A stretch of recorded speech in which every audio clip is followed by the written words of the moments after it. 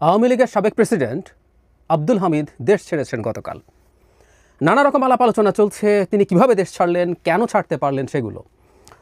আমি শুরু করেছি আওয়ামী লীগের রাষ্ট্রপতি বলে, মানে অদ্ভুতভাবে এটা আমার মুখ দিয়ে বেরিয়েছে। যিনি রাষ্ট্রপতি তিনি আসলে আওয়ামী লীগের নন, তিনি বাংলাদেশের রাষ্ট্রপতি হওয়ার কথা ছিল। আমরা নিশ্চয় জানি কেউ যদি কখনো রাষ্ট্রপতি হন তিনি নির্দলীয় ব্যক্তিতে পরিণত হন। তিনি যদি সংসদ সদস্য থেকে থাকেন তার সেই পদ খারিজ হয়ে যায় অটোম্যাটিকলি, সেখানে উপনির্বাচন হতে হয়। কিন্তু আওয়ামী লীগের সময় যা হয়েছে, আসলে কেউই বাংলাদেশের রাষ্ট্রপতি হয়ে উঠতে পারেননি। এই ভদ্রলোকও সেরকম, এবং অনেকের কাছে বেশ আলোচিত ছিলেন।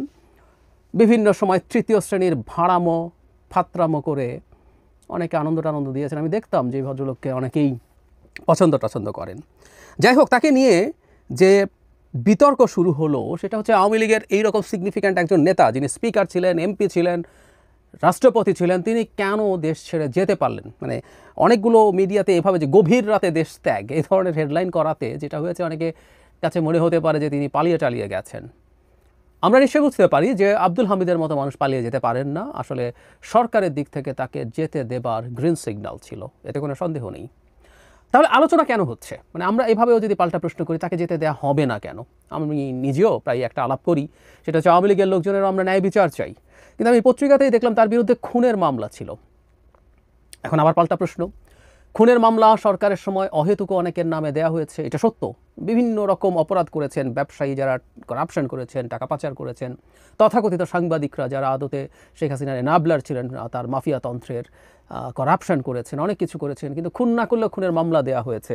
সুতরাং খুনের মামলা সব কি জেনুইন? এই প্রশ্ন কেউ করতে পারেন। তাহলে ওনার এই ব্যাপারে সরকার ছাড় দিলেই বা অসুবিধা কী বলতে পারেন। কিন্তু পাল্টা প্রশ্ন আসে, তাহলে যারা খুনের মামলা যাদের বিরুদ্ধে হয়েছে তারা কি এই সরকারের সময়ে চাইলে দেশ ছাড়তে পারবেন সবাই? এই প্রশ্ন তো আসতেই পারে। তার মানে আসলে আমাদের অঙ্ক যেটা আমরা করছিলাম, আমি আবারও বলছি, আওয়ামী লীগের প্রতি ন্যায় বিচার নিশ্চিত করার জন্য যা যা পদক্ষেপ নেওয়া দরকার তার অনেক কিছুই সরকার করছে না। অনেক কিছু থেকেই সরকারের ডেভিয়েশন আছে, এটা আমি বিশ্বাস করি। কিন্তু সরকার নিজস্ব একটা পন্থায় তো চলছিল, যেন হামিদের ক্ষেত্রে সেই পন্থাটা কি ভাঙলো, এই প্রশ্ন আমরা করতে পারি, এবং এই প্রশ্নটাই অনেকে করছে। এবং যখন এই প্রশ্নটা করছে তার সাথে সাথে সেই প্রশ্ন এসে হাজির হয়েছে, তাহলে জনাব হামিদকে কেন এই ছাড় দেওয়া হলো, এই প্রশ্ন আসতেই পারে। আমরা নিশ্চয়ই জানি যে আমাদের একজন সাবেক রাষ্ট্রপতি প্রচুর প্রোটোকল পান, যিনি তার টেনিওর শেষ হওয়ার পরও অনেক প্রোটোকল পান, এটা খুবই গুরুত্বপূর্ণ একটা পদ। কিন্তু রাষ্ট্রপতি থাকাকালীন সময় তিনি কোনো ফৌজদারি আইনের অধীনে আসতে পারেন না, ততদিন পর্যন্ত তিনি এটার ঊর্ধ্বে থাকেন। উনি এখন রাষ্ট্রপতি নন, সব কিছু তার কাছে প্রসিডিউরালি চলা দরকার। এবং কোনো সন্দেহ নেই আওয়ামী লীগের অত্যন্ত সিগনিফিক্যান্ট একজন এনাবলার তিনি ছিলেন, কোনো রকম কোনো কনফিউশনের মধ্যে নেই, আমরা বলতেই পারি এভাবে। তাহলে তাকে সরকার যেতে দিল, কেন দিল? সরকারের মধ্যে কি আছে? আমি খেয়াল করেছি বৈষম্য বিরোধী ছাত্র আন্দোলনের সময় যারা অ্যাক্টিভ ছিলেন, যারা সেই আন্দোলন থেকে নতুন যে রাজনৈতিক দল বা জাতীয় নাগরিক কমিটি থেকে যারা রাজনৈতিক দল এনসিপিতে গেছেন বা যারা যাননি, তারা এই ব্যাপারটা নিয়ে বেশ শোরগোল করছেন। আমি এই শোরগোলকে অর্থহীন বলে মনে করি না। আমি আবারও বলছি, হতেই পারে তিনি ন্যায় বিচার পেয়েছেন, তাকে ধরে রাখার মতো সরকারের কাছে কোনো গ্রাউন্ড ছিল না, আমি এটা ধরেই নিলাম। কিন্তু যে বললাম, সবাই তো এটা পাচ্ছে না। উনি কেন পেলেন? কেন তিনি স্পেশাল হয়ে উঠলেন? আমাদের এই প্রশ্নগুলোর জবাব সরকারের কাছ থেকে আসলে পেতে হবে, নিশ্চিতভাবেই পেতে হবে। সরকার কেন তাকে ক্লিয়ারেন্স দিল আমাদের বুঝতে হবে।